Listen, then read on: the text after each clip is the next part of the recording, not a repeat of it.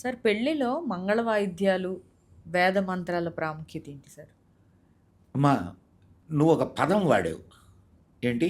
మంగళ వాయిద్యాలు. మళ్ళీ ఇంకొకసారి చెప్పు. మంగళ వాయిద్యాలు. మంగళ వాయిద్యాలు. మంగళ వాయిద్యం అంటే ఏంది? మంగళి వాళ్ళు వాయించే వాయిద్యమా? శుభంగా ఉండాలని కోరుకునేటటువంటి వాయిద్యం మంగళం కదమ్మా. స్వామికి మనం మంగళహారతి ఇస్తాం.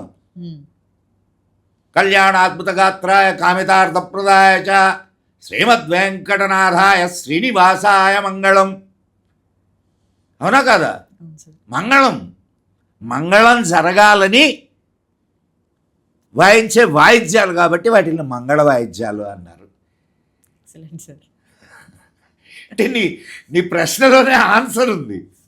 సో మంగళ వాయిద్య సుశ్రావ్యమైనటువంటి సంగీతం. అఫ్కోర్స్ అది సినిమా పాట కావచ్చు, కానీ పాట విన్నావా?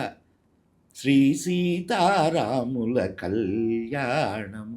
ఏ పెళ్లి పందిరిలో ఈ పాట వినపడదో చెప్పు నాకు. ప్రతి చోట వినపడుతుంది సార్. చూతము రారండి చూచువారలకు చూడముచ్చటట.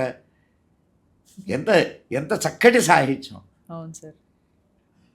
నువ్వు అట్లా మంగళవాద్యాలు వింటూ, ఇటు వేదఘోష వింటూ, అసలు వేదం వింటేనే మంత్రాలు,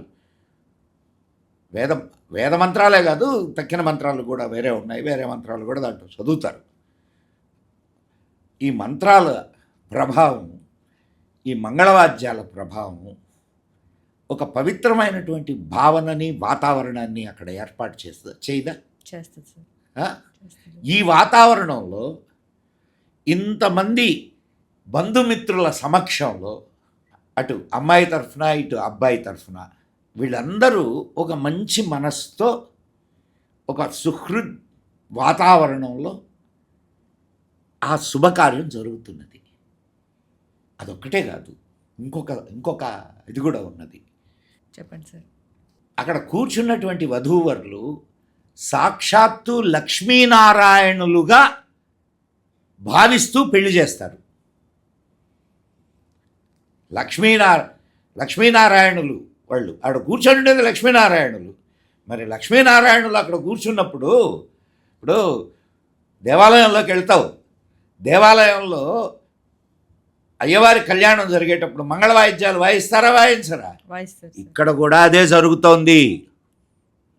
ఇక్కడ కూడా సాక్షాత్తు నారాయణుడు పెళ్లి కుమారుడుగా, లక్ష్మీదేవి పెళ్లి కుమార్తెగా అక్కడ కూర్చొని ఉన్నారు. నారాయణ స్వరూపాయ మంత్రం ఉంది కదా. అవును సార్.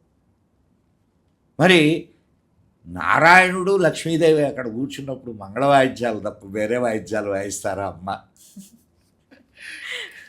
ఇప్పుడు భావన ప్రధానమైనది హరిత. భావనాత్మకమైనటువంటి విధానం ఇది. ఆ భావనతో నువ్వు అక్కడ పెళ్లి దగ్గర కూర్చుంటే ఆయన నిజంగా లక్ష్మీనారాయణుడే అవుతాడు. పెళ్లి చేసుకున్నవాడు ఆయన నారాయణుడు అవుతాడు, ఆమె లక్ష్మీ అవుద్ది.